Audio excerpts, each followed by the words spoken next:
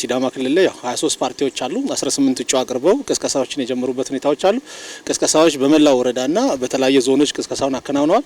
እንደ ሲዳማ የገጠመን ችግር የለም። ቅስቀሳውን ለማደናቀፍ በዋናነት አንዳንድ መንገጫገጮች ይኖራሉ፣ ያለመግባባቶች፣ የመንገድ ላይ ሁኔታዎች እንጂ እስካሁን ቅስቀሳ የተከለከለ ቅስቀሳው በዋናነት እንዳይካሄድ የተደረገበት ሁኔታዎች የለም። እስካሁን የመጠንበት ሂደት በጣም ሰላማዊ ዲሞክራሲያዊ ነውና ሁሉም ፓርቲዎች ሀሳባቸውን አስተያየታቸውን ለህዝቡ ያቀርቡበት ሁኔታዎች አሉ። ያን አቅርቦ በዋናነት ህዝቡ ደግሞ የሚፈልገውን ፓርቲ እንዲመርጥ በቅርብ በፊት ለፊታችን ሰኞ ዕለት በሚካሄደው ምርጫ በዋናነት ሁሉም ማህበረሰብ ሁሉም ህዝብ ወጥቶ ለሚፈልገው ፓርቲ ድምጹን እንዲሰጥ ሁሉም ፓርቲዎች ሀሳብ አስተያየታቸውን በአደባባይ የገለጹበት ሁኔታዎች አሉ። እንደ ሲዳማ ክልል ብዙ ምርጫ ክልሎች አሉ ማለት ምርጫ ክልሎች አሉ 19 ምርጫ ክልል ያለበት ነው። ከ2251 በላይ ምርጫ ጣቢያ አለ።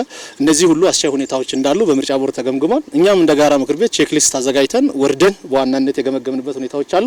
እነዚህ ነገሮች የሚከለክሉ ነገሮች እንደሌሉ የገመገምንበት ሁኔታዎች አሉ። ይሄን ደግሞ ምርጫ ቦርድም ሰርቲፋይ አድርጎናል። በዚህ መሰረት እኛ ሰላማዊ ነው ዲሞክራሲያዊ ነው ስንል ተቀባይነት ያለው ምርጫ መካሄድ አለበት ስንል ግን ዴሊ እየሰራን ነው ማለት ነው። ከፊት ለፊታችን 5 ቀን የጥሞና ቀናት ያችን ብትሆን እኛ ስራዎችን በአግባቡ እየሰራን ቴክኒካዊ ስራዎችን እያከናወንን ምርጫው ካለቀ በኋላም ደግሞ በጋራ ተገናኝተን ኮንግራቹሌሽን የምንባባልበት ሰላማዊ ዲሞክራሲያዊ በህዝቡ ዘንድ ቅቡልነት ያለው ሞዴል ክልል መፍጠር ነው የመጀመሪያውና በሰባተኛው ምርጫ ምንም አይነት ችግሮች ሳይፈጠሩ በሲዳማ ክልል መከናወን አለባቸው ብለን እየመጠን የሰራንበት ሁኔታዎች አሉ። በወረዳዎች በምርጫ ክልሎች እንደዚሁም በዞኖች የጋራ ምክር ቤት ቅሬታ ሰሚዎችን ሁሉ አቀናጅተናል ማለት ነው። ከፖለቲካ ፓርቲዎች ብዙ ነገር ይጠበቃል። አሁን ሰላማዊ ምርጫ ለማድረግ የፖለቲካ ፓርቲዎች ሚና ወሳኝ ነው ብለን እንወስዳለን። የጋራ ምክር ቤቱ ደግሞ የሁሉም ፓርቲዎች ስብስብ እስከሆነ ድረስ በጋራ ሁሉንም ፓርቲ ያገለግላል ማለት ነው እና ችግሮች ሲፈጠሩ የፓርቲዎች ላይ በሚደርሰው ችግሮች ሁሉ እየተቀረፈ የሚሄድበት ሁኔታዎች አሉ። ቀጣይ ፓርቲዎች ሁሉ በሰከነ ሁኔታ አገርን አስቀድሞ ለሀገር ሰላም ለምርጫው በዋናነት ታማኝነት የሁሉም ሚናቸውን መጫወት አለባቸው ማለት ነው። ለዛ መራጭ በዋናነት ህዝቡ እንዲወጣ ከዚህ በፊት በቀሰቀሱት መሰረት በዛ አግባቡ ሰላማዊ ምርጫ እንዲካሄድ የፖለቲካ ፓርቲዎች በሀሳብ በአስተያየትና ሀገር መንግስት ግንባታን በተመለከተ ሀገር መጽናት ስላለበት ሰላማዊ ሀገር መኖር ስላለበት የፖለቲካ ፓርቲዎች ሚና በጣም ወሳኝ ነው ብለን እንወስዳለን። የጋራ ምክር ቤቱም ደግሞ የፓርቲዎች ስብስብ እስከሆነ ድረስ ይሄን ሀሳብ በጋራ የማጽናት ስራዎችን የሚመስራት ስላለበት ይሄ እንዲሰራና ይሄ እንዲከናወን ቀጣይ ስራዎቻችን እነዚህ ናቸው። ሰላማዊ ምርጫ ይካሄዳል ብለን ተስፋ እናደርጋለን። እየሰራን ነው፣ እየተጋን ነው። እግዚአብሔርም ይረዳናል። ሰላማዊ ምርጫ እንዲሆን በመላው ኢትዮጵያ በዚሁ አጋጣሚ መልእክትን አስተላልፋለሁ። አመሰግናለሁ። ብልጽግናና ሌሎች ተፎካካሪ ፓርቲዎች ተቀናጅተው በሚሰሩበት እንደ ጋራ ምክር ቤት ሁላቸውም ባሉበት ደረጃና እንደ መንግስት ያላቸውን ግንኙነት ነው ሊያነሳ የሚችለው። ስለዚህ በዛሬ ሪፖርታቸው እንደተረዳሁት ሲዳማ ክልል ያሉ የፖለቲካ ፓርቲዎች መሰረቱት የጋራ ምክር ቤት ጠንካራ ጋራ ምክር ቤት ነው። በአባላቱ እምነት ያተረፈ የጋራ ምክር ቤት ነው። በክልሉ ባሉ አደረጃጀቶችም የጋራ ምክር ቤት ለማጠናከር አደረጃጀቶቹን እስከ ወረዳ ማድረሳቸው ለምክር ቤት አባላትም የአሰራር የስነ ምግባርና በአጠቃላይ ከምርጫ አንጻር ከተፎካካሪ ፓርቲዎች የሚጠበቁ ጉዳዮችንም ግንዛቤ ለመፍጠር በርካታ ውይይቶች፣ ስልጠናዎችንም የሰጡ መሆናቸውን ነው እየሰማው። እነዚህ በድምሩ ምክር ቤቱ ጠንካራ መሆኑን ነው የሚያሳየው። በሌላ በኩል ግን ምክር ቤቱ እንዲጠናከር አስፈላጊ የሆኑ ድጋፎች መንግስትም እንዳቀረበላቸው አውቃለሁ። ከዚህ በፊትም መሰል ውይይቶች ነበሩን። በውይይቶቻችን ያነሷቸው የድጋፍ ጉድለቶች፣ መስሪያ መሰብሰቢያ ቦታዎች፣ የስራ መሳሪያዎች ላፕቶፕን ጨምሮ የመሳሰሉ ትናንሽ ለስራቸው መሳለጥ ድጋፍ የሚፈልጉ ጉዳዮችንም እንደዚሁ እንደ ችግር አንስተው ስለነበረ የክልሉ መንግስት ካለው ለዚህም ስራ ትኩረት በመስጠት በጋራ ምክር ቤት ጠንካራ አደረጃጀት ኖሮ ጠንካራ ተፎካካሪነትም እንዲኖርና ግን በመካከሉ የሚፈጠሩ ችግሮች ካሉ በመፍታት የፖለቲካ ምህዳሩን አመቺ ለማድረግ እንዲያግዛቸው በማሰብ ነው እንደዛ አይነት ድጋፎችን ማድረግን የነበረው። እነዛም ድጋፎች እስከ ታች ተንቀሳቅሰው የምክር ቤቱን አላማ በአግባቡ እንዲሰሩና እንዲወጡ እንዳስቻላቸው ነው ያየሁት። ከዚህ ተነስቼ የተረዳሁት ነገር ቢኖር ቀደም ብለው በዚህ በቅንጅት በመተማመን እየሰሩ የመጡ በመሆናቸው በምርጫ ወቅትም ቢሆን ተፎካካሪ ፓርቲዎቹ በነጻነት እቅዶቻቸውን እንዲፈጽሙ አመቺ ሁኔታ እንደፈጠሩላቸው ነው የሰማሁት። ምክንያቱም የሚነሱ ችግሮች፣ ጥያቄዎች፣ አልተመቸንም አይነት ጉዳዮች ይኖራሉ። የሚነሱ ችግሮችንም በቅንጅት ተወያይተው እስከ ቦታው ድረስ ሄደው አጣርተው ግንኙነት ማድረግ ካለባቸው አካል ጋር ግንኙነት አድርጎ ችግሮቹን አንደኛ መሰረት ያላቸው ከሆኑ እንዲፈቱ ያደርጋሉ። መሰረት የሌላቸውና የሐሰት ውንጀላዎች አይነት ሲሆኑ ደግሞ አሳምነው ይመልሳሉ። ይሄ በአጠቃላይ የፖለቲካ ምህዳሩን ሰላማዊ ጤናማ ስለሚያደርገው ሁሉም ገንቢ አስተዋጽኦ እንዲያደርግ አጋዥ ነው።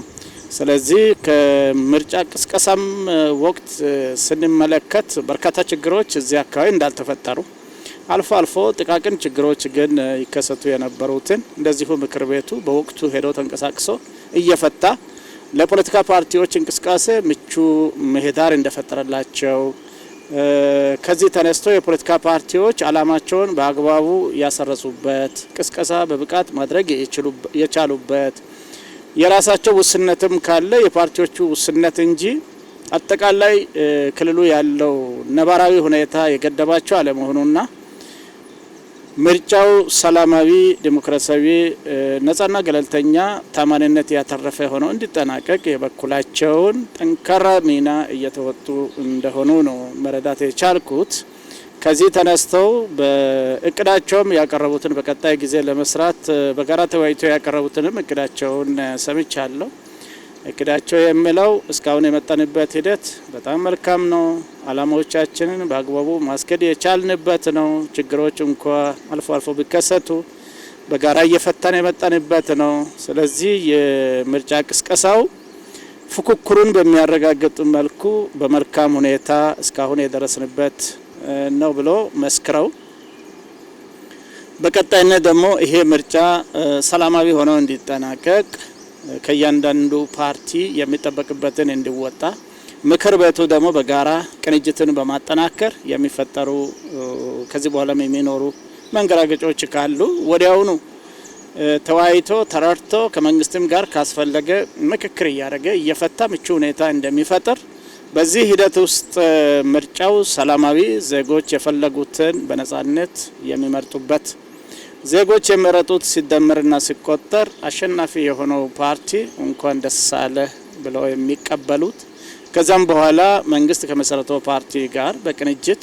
የሚሰሩበት የፉክክር ሂደታቸው ግን ሁሉ ጊዜ የፖለቲካ ዓላማቸውን ይዘው በሚቀናጁ በሚያግባቧቸው ጉዳዮች ላይ የተግባቡ በሚለያዩባቸው ጉዳዮችም ላይ ቢሆን ህግና ስርዓትን ተከትለው ልዩነታቸውን ይዘው ለህዝብ አሳውቆ ለአሸናፊነት በቀጣይም ሊሰሩ የሚችሉበት አካሄድ ላይ ነው ሲያስምሩ የነበሩትና በድምሩ በዚህ መልኩ ከፖለቲካ ፓርቲዎች ጋር የተናበበ ችግሮቹን የቀነሰ እንደ ልብ ህግን ተከትለው አላማቸውን ለማስረጽ የሚያስችል ምቹ ስነ ምህዳር በመፍጠራችን የፖለቲካ ፓርቲዎች በክልሉ ምንም አይነት ኮሽታ እንዲፈጠር የማይፈልጉት የክልሉን ባለቤቶች መሆናቸውን አምነው የተቀበሉት በምርጫ ምክንያት መንገራገጮች እንዲመጡ የማይፈልጉ መሆናቸውን ያረጋገጡበት ነገር ግን ስልጣን ለመያዝ በብቃት የሚፎካከሩበት የተፎካካሪነት ሲባል ቀልድ አይደለም።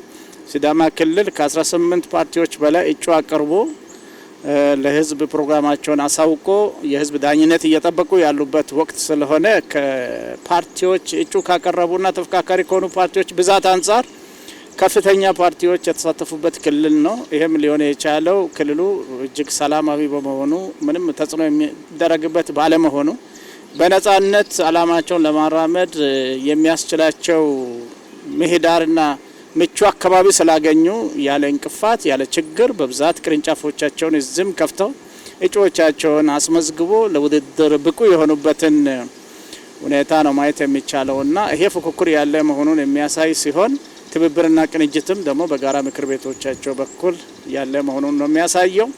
እኔ እንደ መንግስት አሁን ያለው መልካም አዝማሚያ ተጠናክሮ እንዲቀጥል ዜጎች በቂ ትምህርትና ግንዛቤ የቀረቡ ፓርቲዎችም ነገ ምን ሊሰሩ እንደሚችሉ በቅስቀሳቸው አማካይነት መረጃ ያገኙ በመሆናቸው የሚጠቅማቸውን በነጻነት የሚወስኑበት እድሉ ምህዳሩ በጣም የሰፋ ስለሆነ ግንቦት 24 ማለት ከ5 ከ6 ቀን በኋላ የምርጫ ውድድሩ የሚጠናቀቅበት በመሆኑ ሁላቸውም ለመረጡት ፓርቲ በነጻነት ድምጻቸውን በመስጠት መንግስት ሆኖ የሚመራውን ፓርቲ በምርጫ እንዲለዩ ሂደቱ ግን ፍጹም ሰላማዊ እንዲሆንና ክልሉ አሁን የጀመረውን መልካም ሁኔታ ልማት ያለምንም መንገራገጭ አጠናክሮ የሚቀጥልበት ዜጋው ተገቢ አገልግሎት ወዲያውኑ የሚያገኝበት ማንም አሸናፊ ከሆነም ስልጣን ሽግግሩ በሰላማዊ መንገድ አልፎ የተመረጠው መንግስታዊ ስራውን ወዲያውኑ የሚጀምርበት ምቹ ሁኔታ መፍጠር ሁላችንም የሚጠበቅ ስለሆነ ፖለቲካ ፓርቲዎች ያሳዩትን መልካም አርአያነት ዜጎቻችንም በዚሁ ልክ እንዲደግሙትና የሲዳማ ክልል የምርጫ ሂደት ሰላማዊ ሆኖ እንዲጠናቀቅ መንግስት ደግሞ የሚጠበቅበትን ድጋፍ እያደረገ ገለልተኝነቱን ደግሞ ጠብቆ የሚቀጥል በመሆኑ ሁላችንም ለነጻና ለዲሞክራሲያዊ ምርጫ ሰላማዊነትና ፍትሃዊነት ብሎም ብቁ የሆነ ፓርቲ መርጠን የልማታችን ቀጣይነት የሰላማችን ቀጣይነት ለማረጋገጥ እንትጋ። ካርድ የወሰዳችሁ ሁሉ በምርጫው ቀን እንዳትቀሩ፣ በጠዋቱ ወጣችሁ በጊዜ መርጣችሁ ብትመለሱ መልካም ነው። ለዛ ሲዳማ ክልል በጣም አስቻይ ነው። ምንም ኮሽታ የሌለበት ድምጽ ለመስጠት እንቅፋት ሊሆን የሚችል ምንም ነገር የሌለበት በመሆኑ ሁላችንም በነጻነት ወጥተን የምንፈልገውን መርጠን እንመለስላለን። ውጤቱንም በትዕግስት እንጠብቅ። በኋላም ላይ ውጤቱ ሲነገር አብዛኛው የመረጠው ያው ሁሉ ጊዜ በዲሞክራሲ ሂደት ውስጥ ገዢ ስለሚሆን ያንን ተቀብለን ያንን የመረጥንም ያልመረጥንም ይሁንታ ሰጥተን በሰላማዊ መንገድ አገልግሎታችን እያገኘን የሚቀጥለው ምርጫ እንጠብቃለን የሚል ሀሳብ ነው ያለኝ። እስካሁን የመጣንበት ሂደት ግን መልካም ነው።